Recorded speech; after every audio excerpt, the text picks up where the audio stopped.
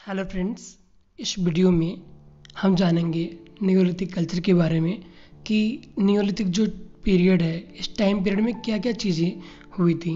मेरा नाम सोहन है। आगे बढ़ते हैं इस वीडियो में। पेंटिंग्स इनके लाइफ का हिस्सा रहा है और पेंटिंग्स इंसान तब करता है जब उसके पास खाने पीने की चीज़ें अवेलेबल रहती हैं। इनका जो लाइफ स्टाइल था बेसिकली एनिमल्स पर, एग्रीकल्चर पर और स्टोन टूल्स पर डिपेंड था।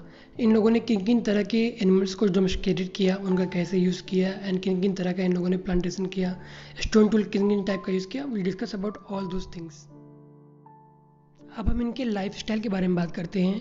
तो इनके पास रहने के लिए परमानेंट सेटलमेंट था, माने इनके पास घर रहने की व्यवस्था थी, जैसा कि हमें मेहरगढ़ से मिलता है। ये जानवरों को जो है कि हस्बेंड्री भी करते थे, मतलब एनिमल का डोमेस्टिकेशन भी करते थे, जानवरों को पालते भी थे, एग्रीकल्चर भी क्या करते थे, वीट एंड बार्ले का। इसके बावजूद भी ये जो है कि हंटर गेदर लाइफ जी रहे थे, नोमैडिक लाइफ जी रहे थे। हंटर गेदरर से क्या मतलब है? हंटर गेदरर से मतलब ये है कि ऐसा मानो जो अपनी भोजन की तलाश में एक जगह से दूसरी जगह पर जाकर जानवरों को मारकर अपनी भोजन का व्यवस्था करता था और प्लस अपनी ज़रूरतें पूरी करता था। आपने कुछ लोगों को ऐसे देखा होगा कि जो अपने जानवरों को लेकर के किसी ऐसे स्थान में जाते हैं जहाँ पर घास होता है, फिर जब वहाँ पे घास खत्म हो जाता है फिर वो आगे बढ़ जाते हैं दूसरी जगह पे जहाँ पर घास होता है। ऐसे लोगों को नोमैडिक कहा जाता है। अब हम बात करेंगे जो है नियोलिथिक साइट्स के बारे में। नियोलिथिक साइट्स जो है पूरे इंडिया में मिल रहे हैं, जैसे गुपकराल, बुरजोहम, चिरान, मेहरगढ़, महागरा, कुलडीवा, कुंचुन, हल्लूर, पेमपल्ली, दाउजरी हेडिंग, ये सब साइट्स हैं। चिरान से जो है कि मैक्सिमम आपका हाइड्रियो औजार चिरान से मिल रहे हैं। दाउजरी हेडिंग, टीसी शर्मा, सबको पता ही होगा। बुरजोहम से जो है कि नियोलिथिक प्लस मेगालिथिक के साक्ष्य मिल रहे हैं और पिट ड्वेलिंग एविडेंस दोनों जगह से, गुपकराल और बुरजोहम से। टीसी से और गुपकराल का एक्सेशन जो है एक शर्मा ने करा है, मेहरगढ़ का जेफ जेरिस ने। महागरा से जो है कैटल पेन प्लस 20 झोपड़ी के साक्ष्य मिल रहे हैं। कुंजुन डलनैया दो साइट है जो है कि एमपी में है। हल्लूर तुरबंगा नदी किनारे स्थित है, कर्नाटका में सबसे ज़्यादा जो है कि नियोलिथिक साइट्स हैं। पयमपल्ली जो है तमिलनाडु में है। तो ये सब मोटा मोटा जो है कि आप साइट्स के बारे में जानते रहिए। आगे और डिटेल में बात करेंगे। हम सभी इस बात को जानते हैं कि जो मानव है उनका इतिहास 99.9% पैलोलिथिक एज में ही आता है और पैलोलिथिक को जो है कि लोअर मिडल अपर मेसो प्लस नियो में डिवाइड किया गया है। आगे चाल्कोलिथिक में भी जो है स्टोन टूल चलते रहते हैं। लोअर पैलोलिथिक की डेट जो है 33 लाख से लेकर के 3,85,000 साल रखी गई है, क्योंकि सबसे पहले जो है स्टोन टूल 33 लाख साल पहले बने थे और 3,85,000 जो डेट है यह तरम्पक्कम की मिडल पैलोलिथिक की डेट है। फिर जो है मिडल पैलोलिथिक जो है 3,85,000 साल से लेकर के 45,000 साल तक मिडल पैलोलिथिक माना जाता है। फिर अपर पैलोलिथिक 45,000 से लेकर 12,000, फिर मेसोलिथिक आती है 12,000 से लेकर के 7,000 और 2400 BC, काफ़ी लेट तक जो है मेसोलिथिक चलता रहता है। नियोलिथिक एज 8,000 BC से लेकर के 3,000 BC तक माना जाता है। थोड़ा सा इनके बारे में और देख लेते हैं। इन्होंने जो है कि पॉलिश्ड स्टोन टूल का यूज़ किया था और ब्लेड टूल्स का भी इन्होंने यूज़ किया था। इन्होंने एग्रीकल्चर तो करते ही थे, साथ में इन लोगों ने जो है कि जानवरों को और ज़्यादा मात्रा में इन लोगों ने जो है डोमेस्टिकेशन करना शुरू किया।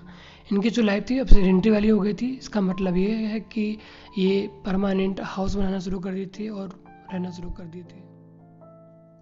अब क्या हुआ कि ये farming change the way of human life, मतलब कि इसमें क्या हुआ कि खेती करने से इनकी ज़िंदगी में बहुत परिवर्तन आ गए थे।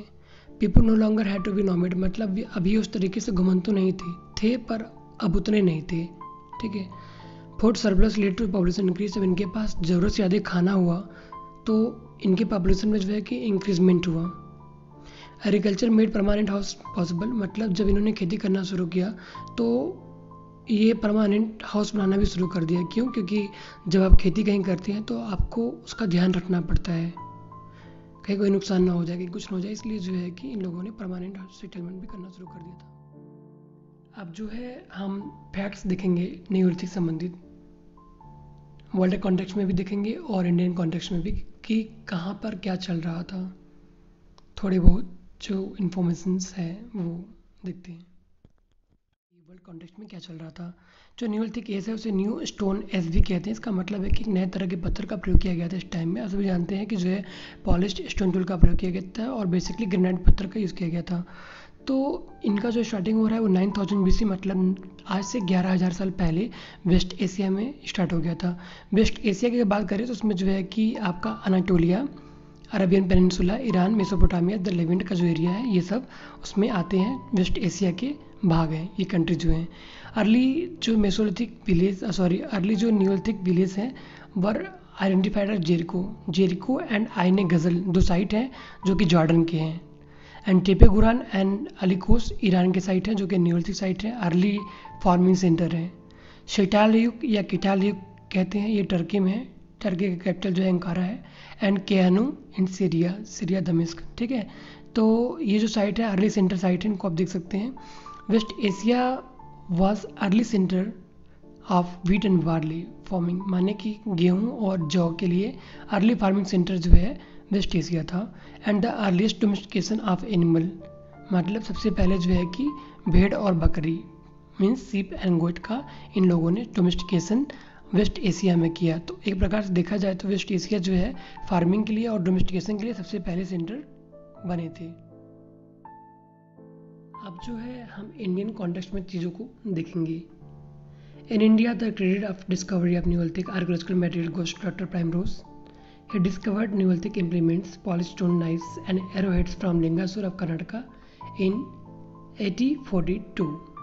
तो हम ये कह रहे थे कि जो डॉक्टर प्राइमरोज है सबसे पहले इनको 1842 में लिंगासुर नामक स्थान से कर्नाटका से इनको जो है स्टोन नाइफ्स एंड एरोहेड मिली थी। After that, in 1860, H.P. Lee Masurier discovered some implements of Neolithic age from Tons River Valley, situated in Allahabad district of Uttar Pradesh. इसका मतलब ये हुआ कि एच.पी. ली मसूरियर को 1860 में टोन्स रिवर के आसपास से इनको कुछ न्यूलिथिक इम्प्लीमेंट्स मतलब न्यूलिथिक टूल्स इनको मिले जो कि इलाहाबाद के आसपास का था। Famous archaeologist V Gordon Childe wrote in his book Man Makes Himself that Neolithic implements had brought a revolution or great change in man's material life.